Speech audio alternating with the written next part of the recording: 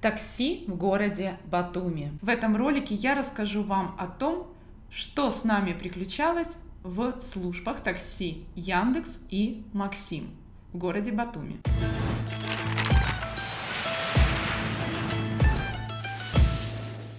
Какими службами такси мы пользуемся в Батуми? Первое – это Яндекс Такси и Максим. В принципе, эти службы особо ничем не отличаются. Единственное, что раньше Максим был дешевле, а сейчас наоборот. Яндекс дешевле, Максим дороже. Правда, есть один момент. В Максим можно платить со счета, а в Яндексе можно оплачивать только наличными. По слухам, в Максим вроде как карта, навигатор лучше, чем в Яндексе. В этом ролике я бы хотела больше поговорить о сервисе обслуживания в такси. К чему вы должны быть готовы? Особенно, если вы отправляетесь в путешествие в Грузию в первый раз. Итак, вы приехали в Грузию, у вас на смартфоне, у вас в телефоне установлено приложение, и вы делаете заказ. Пишите адрес или устанавливаете отметку, куда подать автомобиль. Если вы все сделали правильно, на экране высвечивается, что идет поиск машины, водителя. Далее идет уведомление, что через 4-5 минут приедет такой-то водитель на такой-то машине с таким-то номером. И вы спокойненько, в полной уверенности ожидаете свою машинку. Было бы правдой сказать, что вы, возможно, дождетесь свою машину. Или правильнее сказать, возможно, дождетесь туда, куда вы хотели, чтобы вам подали автомобиль. Смотрим коротенький ролик. Вот мы вызвали к консерватории центральный вход машину. И вот он на той стороне, вон ездит наша машинка. Вот, пожалуйста. Сейчас мы перейдем и поедем.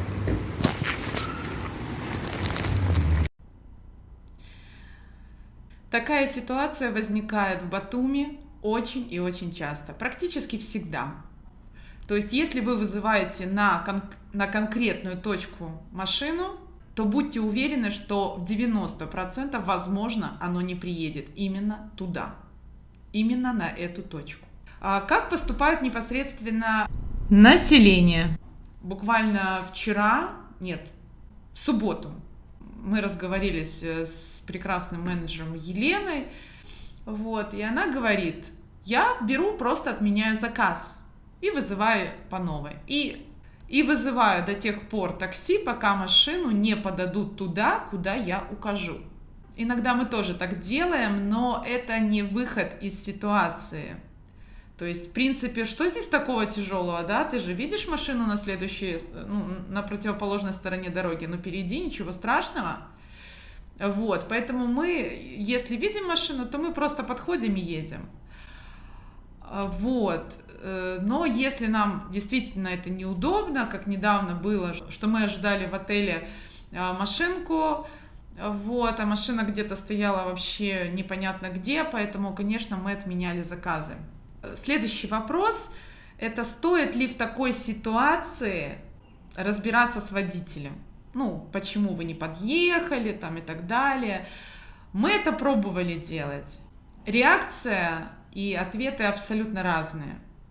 Начиная от «я не понимаю русский», и водитель указывает пальцем на какой-то там дом, что мимикой показывает, что я приехал туда, куда надо было приехать. Да? Второе – это когда на русском говорят, что да, я приехал куда надо, меня сюда навигатор, карта показывала, что я приехал правильно. Ладно. Но самое убойное – это когда мы поехали на Бони, это овощной рынок, это рынок, и я поставила метку «Центральный вход Порехи», да, это уже не Бони, Порехи рынок, по-моему, как-то так. Я поставила метку на центральный вход, думаю, центральный-то все знают, точно не заблудится. И что вы думаете? Мы с этими сумками стоим, ожидаем. Мне уведомление приходит, что машина подана, вас ожидает. И я не понимаю, где она подана, потому что я стою в той точке, куда я послала машину, ее нету. Я звоню водителю, говорю, вы где? А он говорит, а я на другой стороне дороги. Я говорю, ну почему вы на другой стороне? Ведь я же поставила метку здесь, где я стою. Нет, мне туда долго объезжать, вы, наверное, перейдите. А мы с ребенком, с тяжелыми сумками. Вот. То есть вот такие ситуации тоже бывают. Поэтому мы перестали заморачиваться и просто переходим там дорогу, если видим машину, садимся и спокойно едем. Следующая ситуация. Могут высадить раньше. Однажды летом мы ехали с Федей с улицы Мамия в ресторан «Пиросмани». И нас пытались высадить где-то за 2-3 улицы до ресторана. Водитель остановил машину и говорит, вот вы приехали. А я говорю, а где пункт назначения? Ну и мы поехали дальше, да? То есть будьте внимательны. Как бы вы можете автоматически довериться водителю, да, и выйти из машины, потом только поймете, что вы приехали не туда, куда хотели приехать. И эта ситуация происходила несколько раз. Даже недавно наш папа ехал в бассейн, и его высадили там посреди дороги, то есть где-то сказали, вот, ты приехал. Следующий момент – это незнание города. Очень многие водители приезжают непосредственно из других поселков, городов в Батуми, чтобы поработать. Недавно был такой случай. Садимся с Федей в такси, едем в бассейн, и водитель уточняет адрес. Я говорю, да, конечно, все верно, Гранд Глория. Вроде бы друг друга поняли, все замечательно, я спокойно, мы едем. И тут я вижу, что он гонит мимо Гранд Глории. Ну, я говорю, ну мы уже ж приехали, вы проехали. И ему пришлось, конечно, возвращаться, крутиться и так далее. Потом вышла охрана, почему вы стоите наоборот, ну, потому что мы заехали там, где люди выезжают, а мы заехали. Ну, в общем, короче, опять казусная ситуация возникла. Вот. И это незнание города, незнание отелей. То есть отели вообще такси, наверное, должны знать там очень хорошо. Но не знают. И поэтому будьте готовы к тому, что если вам говорят «да, я понял», то лучше уточните еще 3 раза. Вы точно поняли? На карте покажите, ну там, да. Все нужно по 1000 раз уточнять, чтобы приехать туда, куда нужно. Без приключений. Еще один момент, о котором вы должны знать. Итак, едем в город, вызвали такси. Приходит уведомление, вас ожидает. Выхожу во двор, машины нет. Хорошо, думаю, ну может быть возле дороги ожидает. Нам нужно спускаемся к дороге, машины нет. Ожидаем около 2 минут. Подъезжает. Я сажусь в машину и спрашиваю, почему вы отметили, что вы уже приехали, но физически вы еще не доехали? Я заранее включил, что я уже на месте. Я говорю, зачем? Ведь это неудобно. Я же хожу, вас ищу и думаю, что вы есть, а вас нету. Это неправильно. Тем более прохладно на улице, я с ребенком, мы опаздываем. То есть я не должна беспокоиться, где моя машина. То есть если вы написали ожидаете, значит вы ожидаете. Я выхожу, сажусь и мы едем. Внимание, что мне говорит водитель такси? Я что, вас должен ждать? Мне же это неудобно. Человек, можно сказать, мудрый, опытный, потому что все-таки не мальчик 18 лет, а достаточно взрослый мужчина. Я была поражена, ребята, извините, но для меня это был такой, можно сказать, самый хитовый, самый такой момент общения со службой такси. И я ему говорю, ну, вы знаете, наверное, ожидать клиента – это ваша работа. Подъехать, подождать, пока клиент выйдет, отвезти его. И всю дорогу он мне выносил мозг, какой там, что он очень прав, что все он сделал правильно, там доказывал там очень бурно все свои там это. Да, я знаю, что вы думаете, выйди с машины, напиши отзыв там или просто уйди и вызови другую машину. Да, но у нас через там 5 минут ожидает, мы очень опаздываем. И вот это все происходит в этот момент.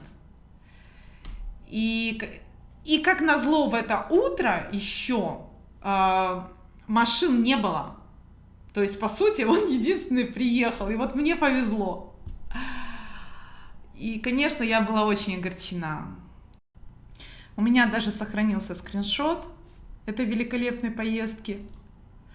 Вот он, РАМАЗ на Honda Insight. Красный 814, 4 из 6 со счета. Ехали, везла ребенка в бассейн, очень опаздывали, и вот пришлось... В итоге он нас довез со скандалом. Я поставила негативную оценку, выбрала причину грубый водитель. Конечно, целый день потом было очень гадко на душе, настроение было испорчено. Вот, и вообще, ну, такие ситуации очень неприятные, и тем более, ну, человек работает в сфере услуг, да, сфера услуг — это самое первое, что это сервис обслуживания.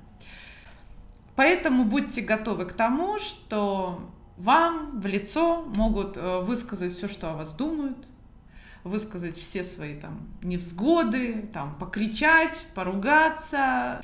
Иногда при посадке водитель уточняет адрес и говорит: меня зовут так-то, а тебя как? И тут мне уже не хочется вообще не разговаривать, не знакомиться, ничего. Я никогда не разговариваю с людьми на «ты». Я имею в виду своих коллег или людей, с которыми я только что познакомилась и так далее. Вот, поэтому будьте готовы, что вам могут тыкнуть. Следующее. Качество машины. Я отношу этот момент также к сервису. Какие здесь машины приезжают? Первое, самое такое, что не очень хорошее, это отсутствие ремней безопасности. Или если они есть, то они неисправны. Бывает такое. Еще момент по поводу ремней. Когда я Феде говорю, почему не пристегнулся, или там пристегнись, водитель говорит: не надо, все будет нормально, не надо, зачем? Мне такой подход непонятен. Далее, накурено. Очень часто садишься не просто в прокуренный, а именно в накуренный салон. Водитель курил в салоне перед посадкой. Далее, грязные салоны бывают, очень старые бывают, приезжают машины, и они очень грязные. То есть я раньше думала, грязные в прямом смысле этого слова. Однажды мы едем, я слышу звук, постоянно какой-то гул. Я говорю: что это гудит? Это у меня прибор тут неисправен. Основные моменты именно из нашего опыта я вам рассказала и вас предупредила, чтобы вы не переживали, не волновались, не злились, не обижались, а радовались прекрасному городу Батуми, что если вы хотите комфортно перемещаться, то первое, либо вы сами садитесь за руль, либо старайтесь смотреть на это немножко проще. То есть вы не в своей стране, и вы не можете никак повлиять или что-то изменить. Вы не можете перевоспитать человека за 3 минуты, да, там, объясняя ему, как должно быть. Здесь такой образ жизни, здесь такой уклад. И поэтому его либо вы принимаете, либо вы вообще не приезжаете и находитесь там, где вам комфортно. Вот. А теперь о хорошем. В основном, когда вызываем такси, приезжают прекрасные люди на хороших машинах, с хорошей музыкой, которые могут поднять настроение или что-либо обсудить, или помочь в каком-то вопросе. Буквально на днях, вот Федя, когда сел в машину, его угостили мандаринами. И это было очень приятно. А теперь лайфхак. Если вы не водите машину или часто огорчаетесь по поводу такси, рекомендую выбрать водителя такси, с которым вам комфортно. Мы познакомились с водителем, который прекрасно водит машину, знает правила, их выполняет, хорошо чувствует машину. Ни разу с ним я не почувствовала какого-то страха, волнения и тревоги на дороге. Да-да, Нико, это я о вас говорю. Здравствуйте! Это прекрасный человек, который поможет, который поддержит, который подскажет, где и что можно купить, как найти, выбрать. Нико – это просто ходячий справочник по Батуми. Пора заканчивать, поскольку ролик уже достаточно продолжительным, хотя планировался на буквально 3-5 минут. И поэтому, ребята, я желаю вам приятных поездок, чтобы в вашем путешествии вы ездили только на лучших машинах с хорошими водителями и прекрасными людьми. Будьте внимательны и осторожны, следите за собой. И главное, будьте дружелюбны и сохраняйте спокойствие.